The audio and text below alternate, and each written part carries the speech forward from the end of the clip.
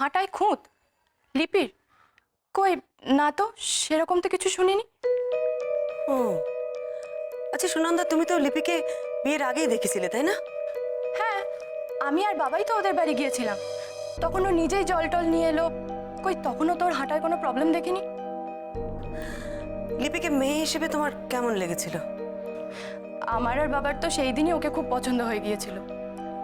অত শিক্ষিত মার্জিত একটা মেয়ে, মিষ্টি দেখতে। ভেবেছিলাম ভেবেছিলাম ভাইয়ার সাথেও খুব মানাবে। আচ্ছা তোমার মায়ের আর মাসির লিপিকে এত অপছন্দ ছিল কেন বলো তো? ওই এক লেখাপড়া, মানে বাড়ির বউ অত শিক্ষিত হবে সেটা মায়েরা কোনোদিনই মেনে নিতে পারেননি। তার উপর আবার ভাইয়ার পছন্দের। ওরা ভেবেছিল এটা হয়তো লাভ ম্যারেজ, সেটা ওদের একটা আপত্তির বড় কারণ। আচ্ছা আচ্ছা, ওই কুসুম ডিঙার সময় লিপি যখন দুধে আলতা পায়ে সাদা কাপড়ের উপর দিয়ে হাঁটছিল, তখন কি ও পায়ের আঙুলের উপর ভর করে হাঁটছিল? মানে ছাপ থেকে তো সেরকমই মনে হয়েছিল। হ্যাঁ, সেটাই তো স্বাভাবিক।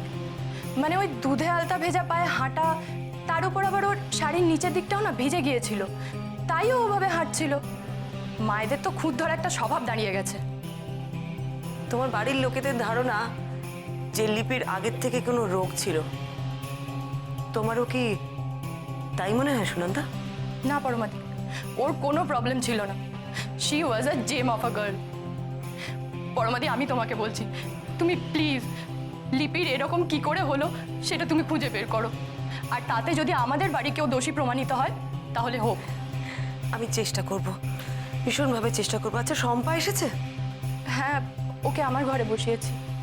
তুমি ওই মেয়ে গোয়েন্দাটার কাছে আমার নামে চুগলি করেছো? আমি তোমাকে ওই হাড়ির মধ্যে ল্যাটা মাছের বদলে শিঙি মাছ রাখতে বলেছি? মাসি কেন চিৎকার করছে? এত বড় সাহস তোমার! বেমালুম ওই মহিলাকে তুমি মিথ্যা কথা বলে দিলে। দেখ সীমা, কোন মেয়েকে বাড়ির বড় বৌমা করে এনেছিস? ও গিয়ে লাগিয়েছে আমরাই নাকি ওকে বলেছি হাড়িতে শিঙি মাছ রাখতে। বলেছি?